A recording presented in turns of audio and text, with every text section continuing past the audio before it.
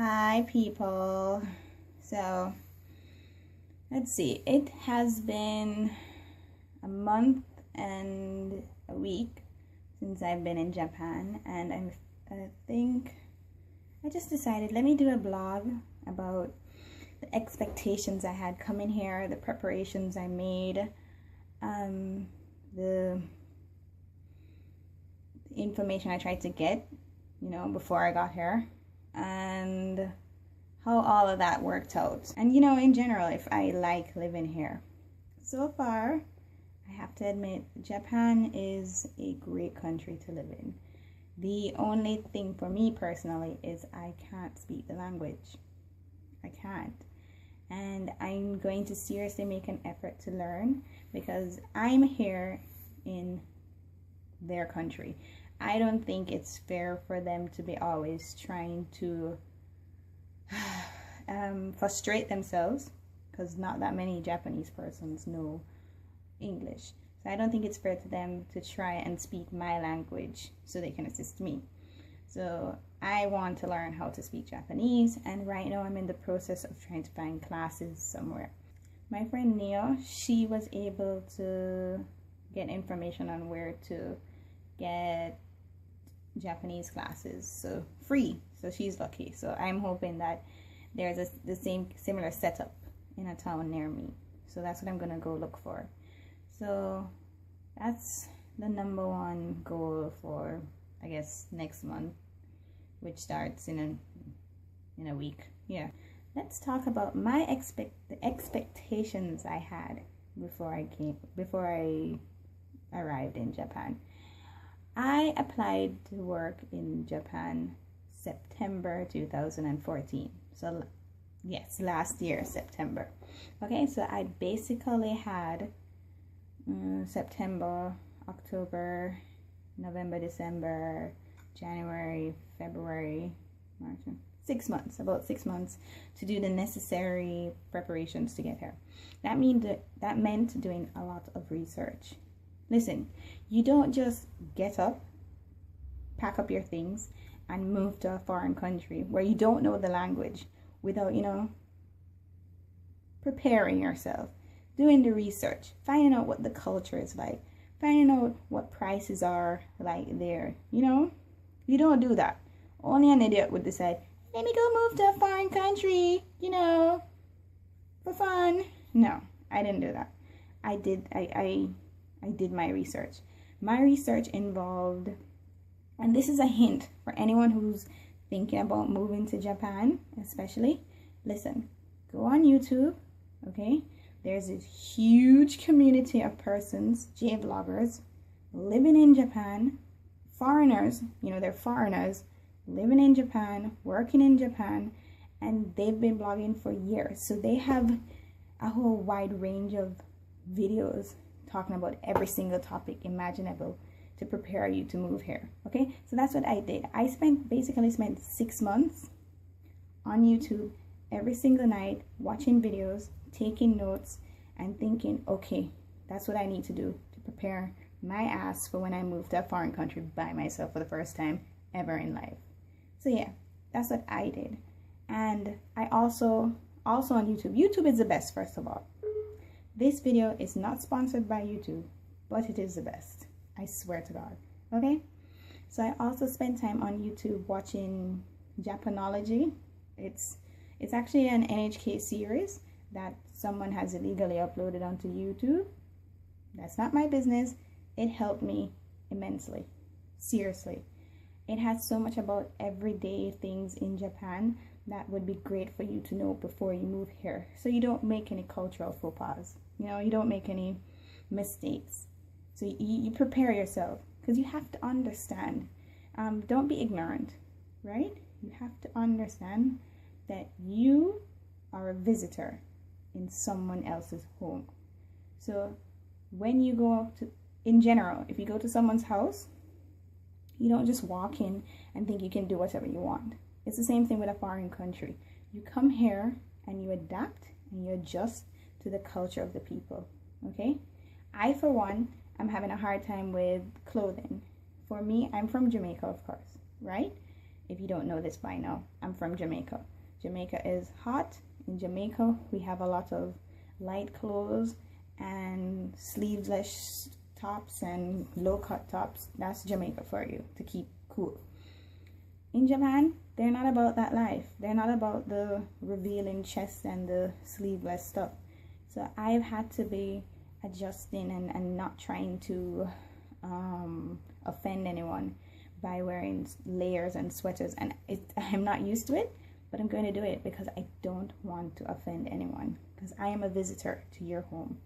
Today, I had to break the rules because it was hot as hell. Finally, warm weather is here, so it's hot as hell. So I just wore a sleeveless, and I had my sweater with me in case people started giving me stares like, what's she doing? So yeah, so I had my sleeveless, but I had my sweater, and you know, to try and avoid any mistakes. So that's what you have to remember. You're a guest in someone's country. You need to behave properly, basically. So that's what I did my research on.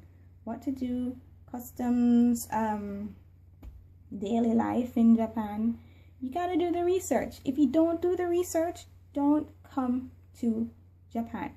Don't leave your home. If you're set in your ways and you don't want to change for anyone, don't leave your home. Stay where you are. Do not come to a foreign country and think, oh, you know, I'm just going to be like me. I'm just going to do me. And if no one likes what I do, then psh, don't do that. Don't do that. No. Manners. Manners. You're visiting someone's country, you need to behave properly. And don't embarrass your own country, because that's the other thing. Everyone knows I'm from Jamaica in this town, okay? Everyone. I walk around with my little Jamaican bag that says Jamaica, because I'm the cultural ambassador of Jamaica in this town. So I'm going to be on my best behavior so that people think, oh, I knew a one Jamaican. I knew a one Jamaican, and she was just perfect. So I'm going to assume all Jamaicans are. They're not. We're not, but they will have that impression, you know, and that's a good thing, that I can represent my country, and a whole town of people can be like, Jamaicans are awesome. Remember that one Jamaican who lived in our town? I bet they're all awesome. So I'm proud to be that one Jamaican who respected the culture, who tried to learn the language, who was just the perfect guest. That's what I'm going to do. That's the plan. So have that in the back of your head when you decide, I'm going to move to a foreign country. Just remember, prepare yourself. Do the research. And hello, it's 2015. There is so much information at your fingertips on the internet. Google anything and you will get your answer. I mean, I know people like to, it's the same. Okay, I follow a couple of J vloggers, and they have the same issue, right? Especially shout out to Unrested, because his video is the one that like inspired me to do this basically, and just give some advice too. He's very popular, so a lot of people want to come to him and ask him advice, right? But it's the most basic stuff you can find on the internet. Why are you that, I don't want to say stupid, lazy? Why are you that lazy where you can't type in information and find it out for yourself? It doesn't make any sense. Seriously. We are adults. If you're thinking of moving to a foreign country, you must be an adult. And as an adult, you should be able to find out information for yourself. I'm having trouble doing that here because I don't speak the language. But I'm trying. I'm trying with Google, you know? And that's the thing. Some people, if you're the type of person who's just lazy as hell, maybe you shouldn't be living on your own. Maybe you should just stay with your mother and your father and have them take care of you. Lazy people don't get far in life. They really don't. Okay? So, anyways. And by the way, if you want to follow Unrested, I'll put a link down in the description for this, because he's cool. Yeah. Yeah. I'm just here to give advice, you know. I live here now. And I can tell you, I have daily struggles that make me just so frustrated And it's a good thing that I have the network of people that I can talk to who are having the same struggles. That's another tip. If you move here, don't be that person who has no friends. I'm not saying be friends with every single person you meet. No.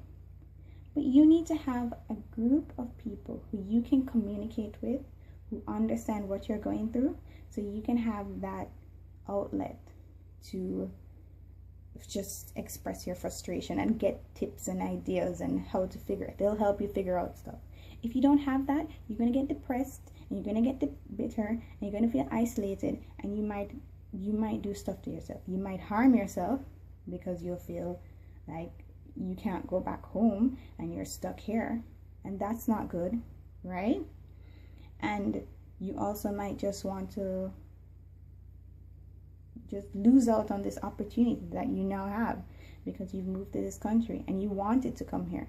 No one moves here just because, let me go move to Japan, or let me go move to a foreign country. You move somewhere because you think it's an opportunity for you to grow as a person and do well in life. So if you then do that, you're going to feel disappointed that it doesn't work out the way you wanted it to work out. So just try and get a network of people who can help you. I have 2 networks. I have my friends from Jamaica who came over on this trip. So I have a Jamaica on this adventure, right, to teach. So I have that group that understands me from the viewpoint of a Jamaican, and I can say, oh, I miss so and so food and such games, and it's mango time in Jamaica, and so we can bond over that. That's great. And then I have my friends from training who understand what's going on in my little area, the region I'm in.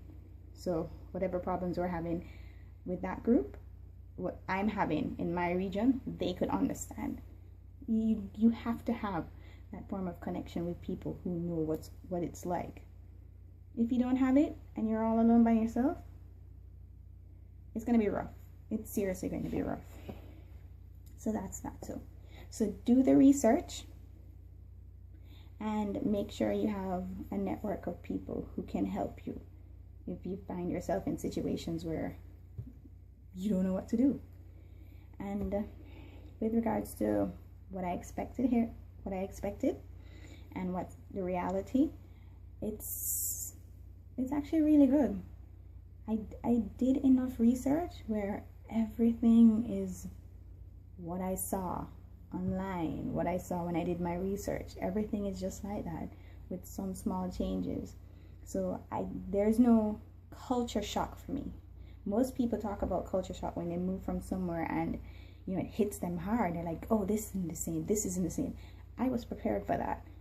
I did my research, so I knew exactly what would be different and how not prices specifically, but how people operated, how things close and open late, I'm not suffering from culture shock. What I am suffering from, I don't know if it's a part of culture shock, is the inability to communicate.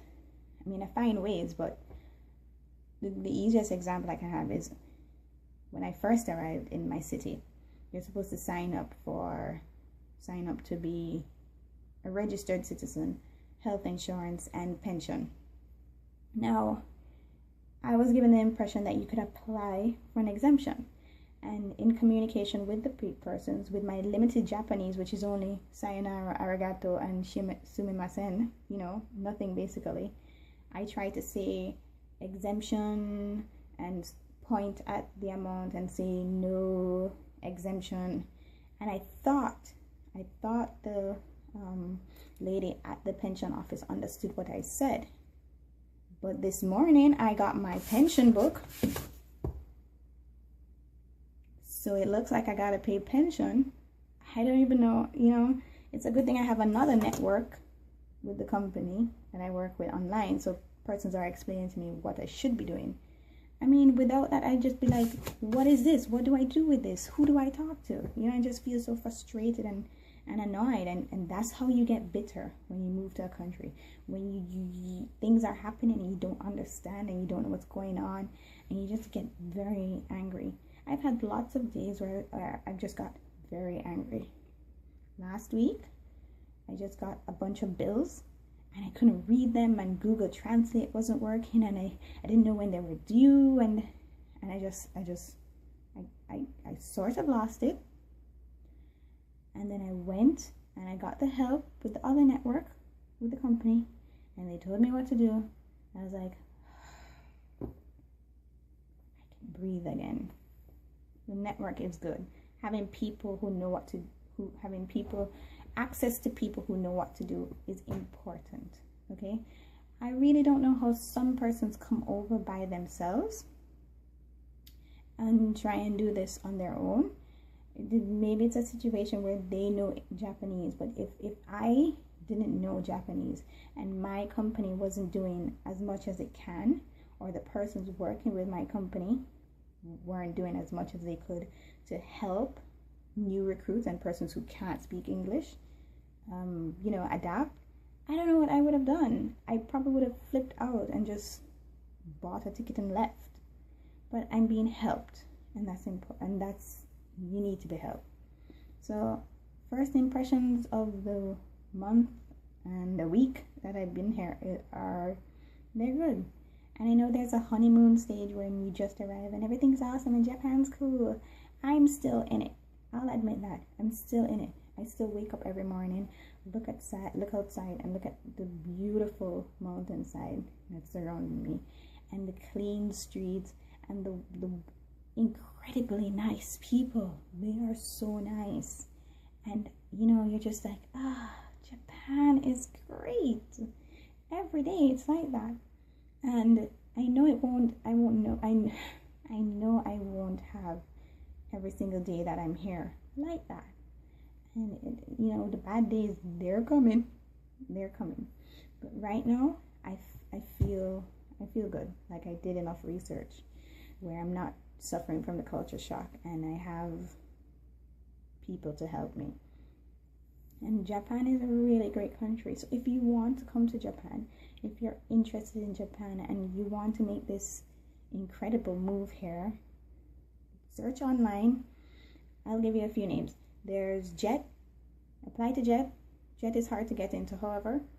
You probably have a 10% chance of getting in, especially if you're from America.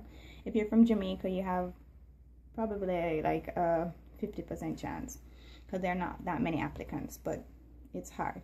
There's Interact. Interact will take anyone as long as you have a degree. It's really easy. There's ITTI, Peppy Kids Club. They also take anyone. The only thing with Interact and ITTI is that you have to have the upfront costs, while Jet kind of pays for flight and accommodations and stuff. But Interact and ITTI, you basically have to have 5,000 US for your startup costs. But that includes plane fare, and they give loans. Well, I think Interact gives loans alone. But yeah, that's three ways to work here as a English language teacher. And there was another one, like Iwaki, I don't know, some language center things. They get people to, and their kindergartens also. There are a lot of kindergarten places. I would do videos about these places, but I only have personal experience with one company, so I don't understand the system of the others. So I'm not going to be making videos on how you can get through with those programs. But if you Google them, or if you possibly know someone else who's on the program, talk to them about it and see if it's right for you. Because I would recommend anyone who's open to adapting to a new culture and what's the word when you take it in? I don't know, you take in the new culture, adapting and just accepting it and liking it, then I would recommend you come to Japan. But if you're stubborn and you don't want to change your ways, and if you have set ways that are not like the Japanese culture, don't come to Japan. Don't do it. You can visit, go visit Tokyo and Kyoto and Osaka, and then take your ass back home. But otherwise, don't come. You have to be able to adapt in this society. You have to. And if you can't, don't do it. Don't waste your money and come. Okay? So I can say right now, I love my experience in Japan. It might change in a month. I doubt it. And it might change in 6 months, maybe. That's probably when the honeymoon phase would wear off. It might change in 9 months when it starts to get really cold and I want to jump off roofs. I joke. I'll wear layers. Winter is coming, basically. I'm so scared for the winter here. I don't know how I'm going to manage. But anyways, that's my vlog. That's all I had to share today. If you want to come to Japan, do your research. If you don't do your research, you're going to have a hard time here. Okay? So that's it. Bye.